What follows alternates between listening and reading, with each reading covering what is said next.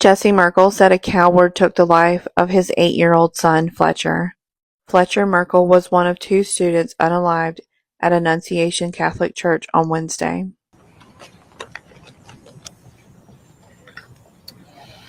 Yesterday, a coward decided to take our 8-year-old son Fletcher away from us. Because of their actions, we will never be allowed to hold him, talk to him, play with him, and watch him grow into the wonderful young man he was on the path to becoming. Fletcher loved his family, friends, fishing, cooking, and any sport that he was allowed to play. While the hole in our hearts and lives will never be filled, I hope that in time our family can find healing. I pray that the other victim's family can find some semblance of the same. I'm hopeful that all the wounded are able to make a full recovery and return home to their families.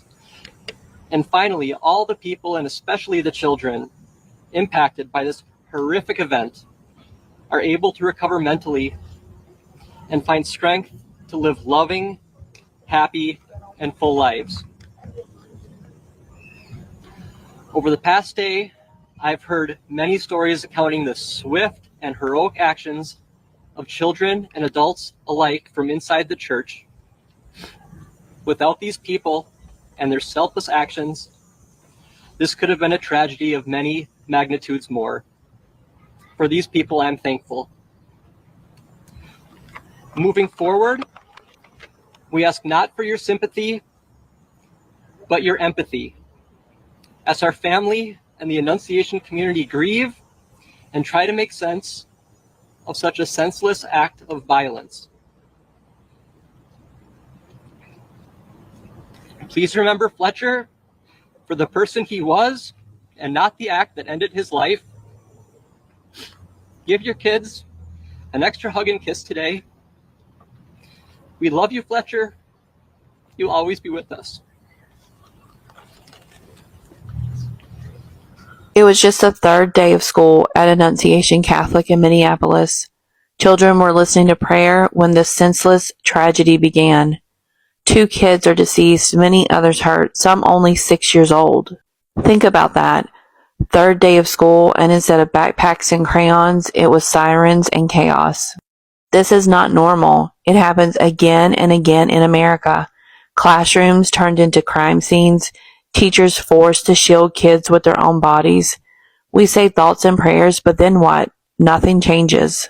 Enough is enough. Our children deserve more than fear. They deserve safety. They deserve a future where going to school doesn't mean risking their lives. We need to do better for them, because if we can't protect our kids, what are we even doing? I decided to include my TikTok videos covering the school shooting and Robin Westman. A press conference was held regarding the incident at Annunciation Catholic School in Minneapolis, Minnesota. Police have identified the suspect as 23-year-old Robin Westman.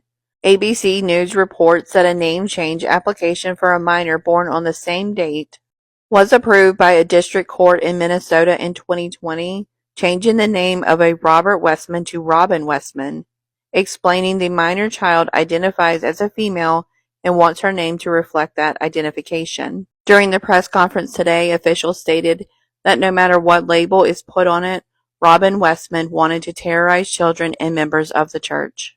That there is no question in this case that this shooter intended to terrorize the children, the school members of the school community, the parishioners were inside of that church. So whatever label we want to put on it is regardless of the fact that it is very clear that this shooter had the intention to terrorize those innocent children.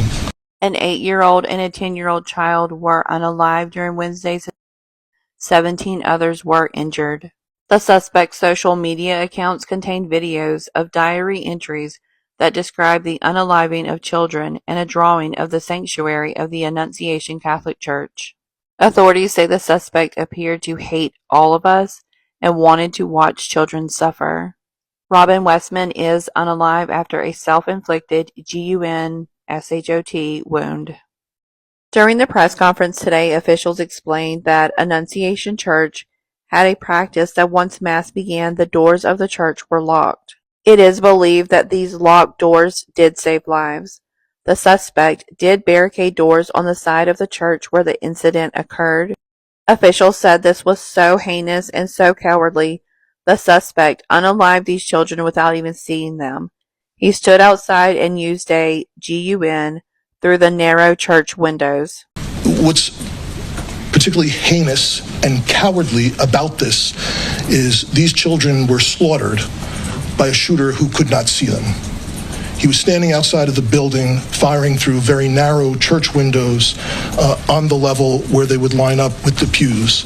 And even ultimately, when he got to the rear of the church, where there's an entryway that's basically all glass, and fired out the window where a person could walk in, ultimately did not walk in. 2 children, ages 8 and 10, were unalived. The children were sitting in a church that was packed with teachers, parents, and other school children. Westman was a former Annunciation student and had previously been a member of the church. Westman's mother had worked at the church for 5 years, retiring in 2021. An investigative reporter found videos on a YT channel that is believed to belong to Robin Westman. The page has been taken down, but it's believed these videos were posted on Wednesday, the day of the school incident. KTSP reports that a handwritten 4-page manifesto addressed to Westman's family and friends was included in these videos. The letter begins, "I don't expect forgiveness. I do apologize for the effects my actions will have on your lives. I was corrupted by this world and have learned to hate what life is." The end of the second page reads, "I have wanted this for so long. I am not well. I am not right. I am a sad person haunted by these thoughts that do not go away. I know this is wrong, but I can't seem to stop myself. I am severely depressed and have been for years. Only recently have I lost all hope and decided to perform my final action against this world." The manifesto concludes by asking for prayers for the victims and their families. I made the decision not to read this next part out loud, so I will include screenshots of the next part of the article.